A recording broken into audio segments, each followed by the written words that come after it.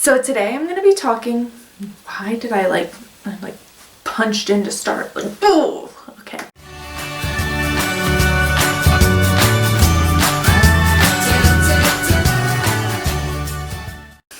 Hello sunshine, it's Rachel, once again back to potentially teach you things. Maybe. So today I'm going to be talking about two different subjects from the first wave of feminism. The first thing is bicycles, which sounds so mundane, but what you might not know, or maybe you do know, I don't know, let's find out.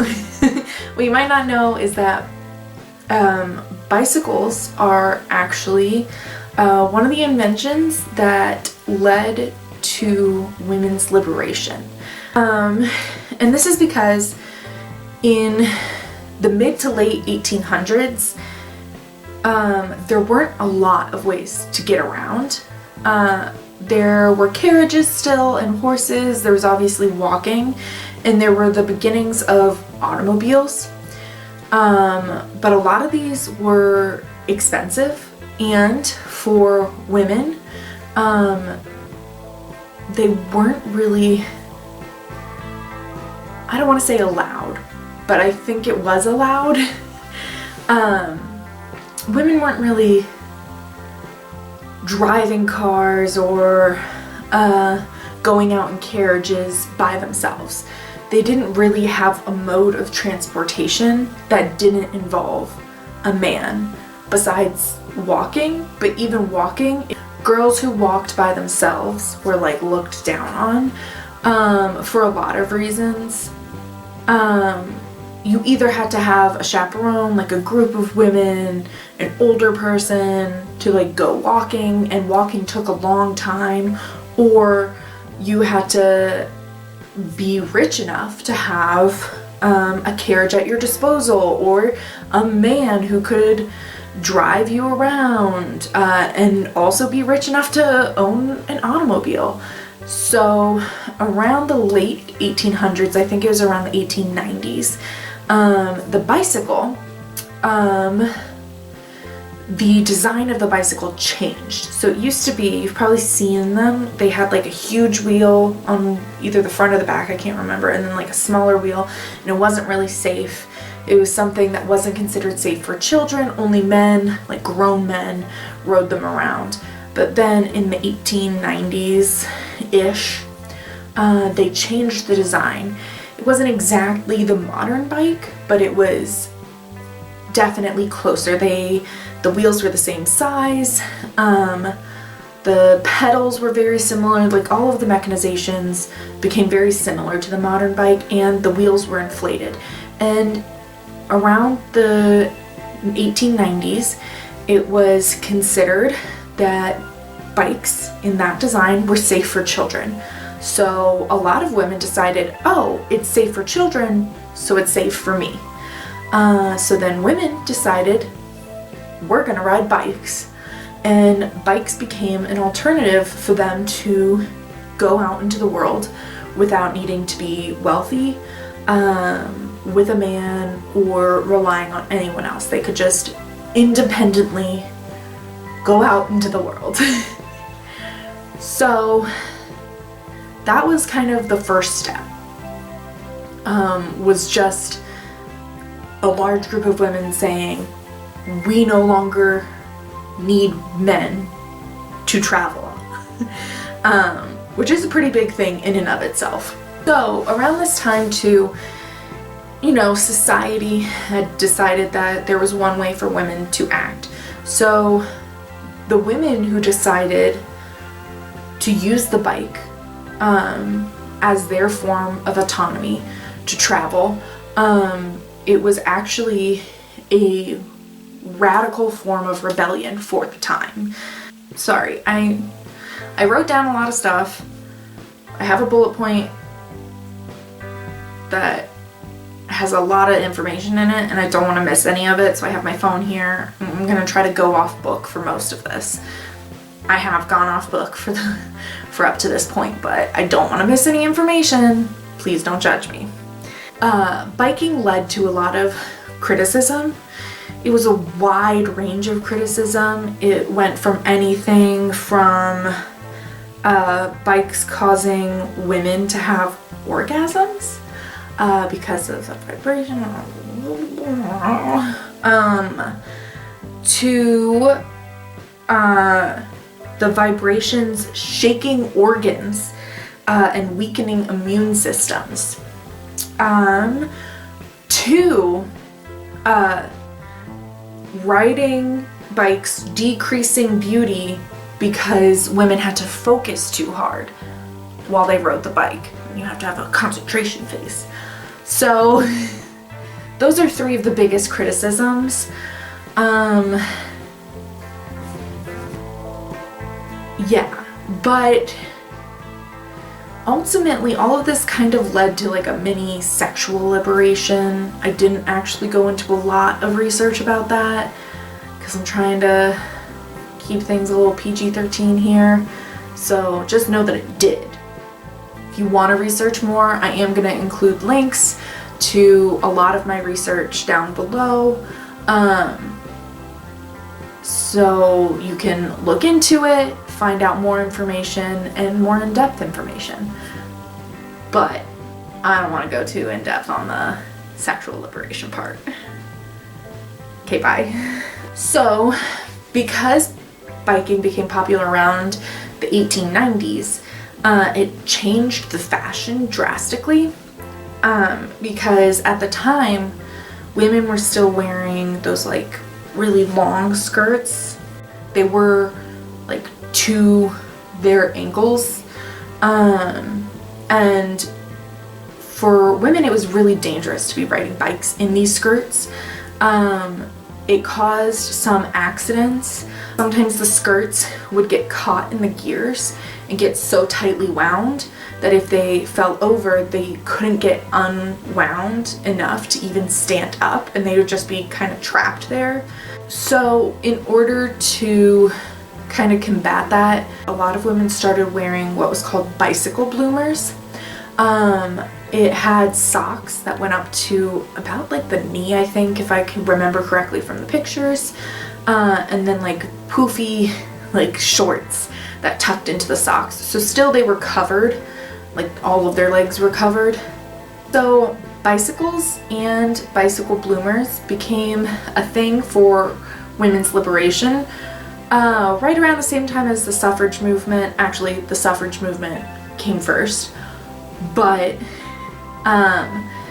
it was around the time because the suffrage movement got put on pause for the Civil War, and so it was right around the time as the reemergence of the suffrage movement. So it became something that was associated with feminism, and with the new woman who was considered more masculine and like tough and things like that, and it also was adopted by the suffrage movement. A lot of suffragettes would be seen on bikes.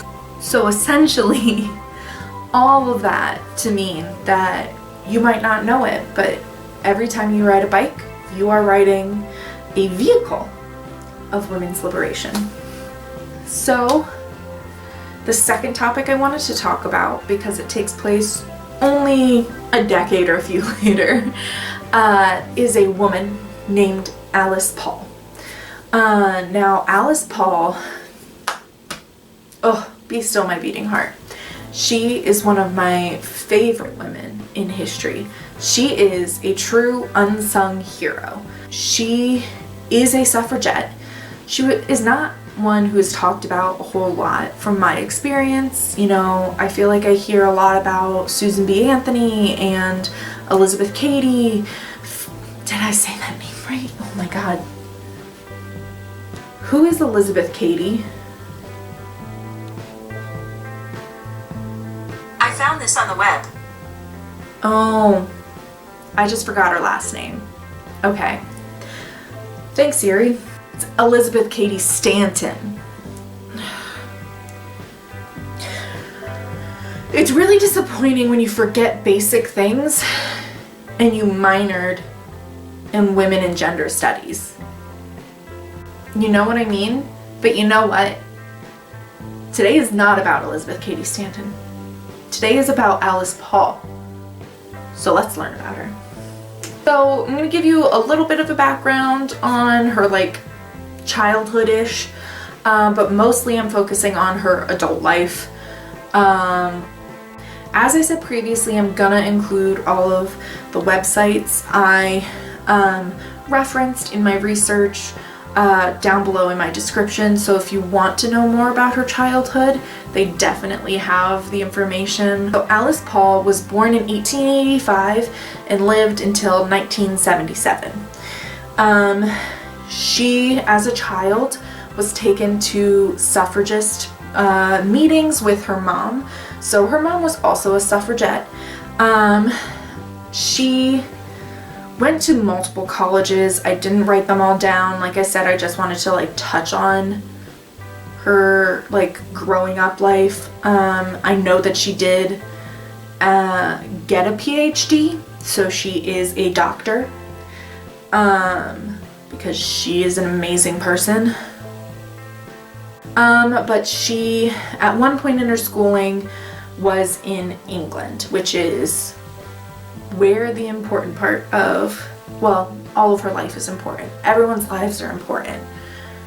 Ugh. But where what I want to focus on starts. When she was in England, she met a woman .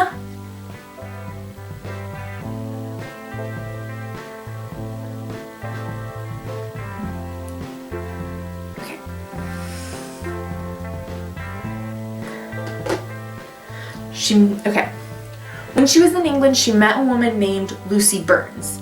Both of them were very interested in the suffrage movement and got involved in the movement in England. And there they learned the more intense and aggressive strategies that were used in England, compared to the ones that were being used in America. In England, Alice Paul and Lucy Burns learned the strategies that British suffragettes were using, such as protests and hunger strikes and picketing, things like that. And Alice Paul, personally, like her personal opinion, she liked those methods. So when the two girls went back to America, they both joined the National American Women's Suffrage Association. Oh my god, did I get that right? Bam! Anyways, they both joined the NAWSA. Alice Paul actually led the DC chapter of the National American Women's Suffrage Association. Yeah, but as I said, she found that she didn't actually agree with the strategies they were using. She didn't think they were being aggressive enough. I don't really like using the word aggressive just because I know now, looking at the protests that we see in America today, her protests were the tamest things. But in comparison to what the NAWSA was doing, they were very aggressive. So it's kind of like, what are you gonna do? But she didn't think they were being aggressive enough. So eventually she left because of this difference in opinion. She created the National Women's Party. The National Women's Party was the one that protested more. Here's the thing. There's a lot of very specific information for Alice Paul, so I'm just gonna have my phone out and I'm sorry. The largest protest occurred on March 3rd, 1913. One of Alice Paul's protests included a very famous sign that you might have seen pictures of or recreations of in pictures online or in news articles or things like that, and it said, "Mr. President, how long must women wait for liberty?" In January of 1917, the Silent Sentinels, which were a bunch of women who were silently protesting and picketing the White House, took turns picketing the White House silently. Amazing. So it was a very peaceful protest. They were completely within their rights because of the First Amendment, but tensions were high because of World War I. So things were a little iffy. President Woodrow Wilson was in the White House. So just setting the stage for you. The group of protesters were physically and verbally attacked, but instead of the attackers being arrested and sent to jail, it was the protesters who were put in jail. Ultimately, while in prison, many of the women were mistreated. While in prison, Alice Paul, decided to go on a hunger strike, and then once she decided to go on a hunger strike, she was physically forced to eat food. So all around, it's reaching a very sad point, right? But basically, because Alice Paul won't remain quiet, like won't be civil, is being loud, President Woodrow Wilson didn't have a choice but to acknowledge the suffrage movement. He didn't want to work with Alice Paul in any way, shape, or form. So he was forced to work with the National American Women's Suffrage Association. And so, because of the dichotomy of the two groups, the 19th Amendment was passed. The 19th Amendment took a few years to go through, but eventually it was fully passed. Once it was fully passed, Alice Paul turned her attention to the Equal Rights Amendment. So Alice Paul is actually the one, I think she wrote it, and you have most likely heard of this. It never got passed. To this day, the Equal Rights Amendment never been passed. If it wasn't for Alice Paul, women wouldn't be able to vote. If you look in a lot of history books, it kind of, I think, overlooks Alice Paul.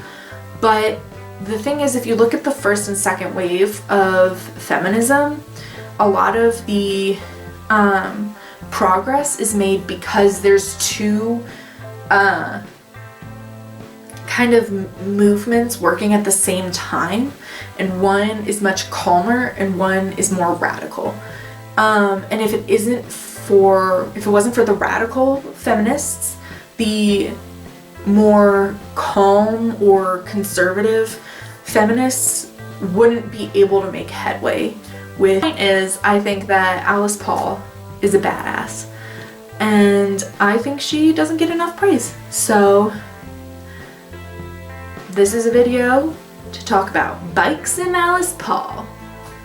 I ended on Alice Paul because she's cooler. Also, we wouldn't be where we are today without either of them. Anyways, thank you guys so much for watching. I hope you learned something. Did, give it a thumbs up. If you didn't, give it a thumbs up.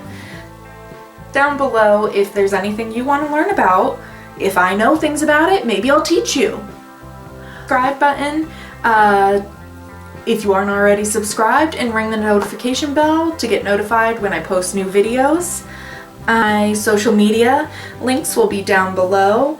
Like I said before, all of the information for the websites I referenced for this research will be down below. Buttercups.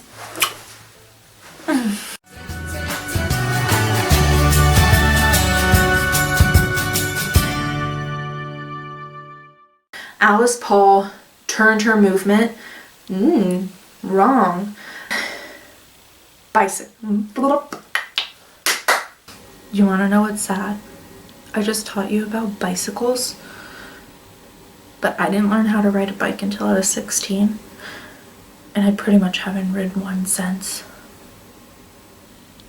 Isn't it ironic?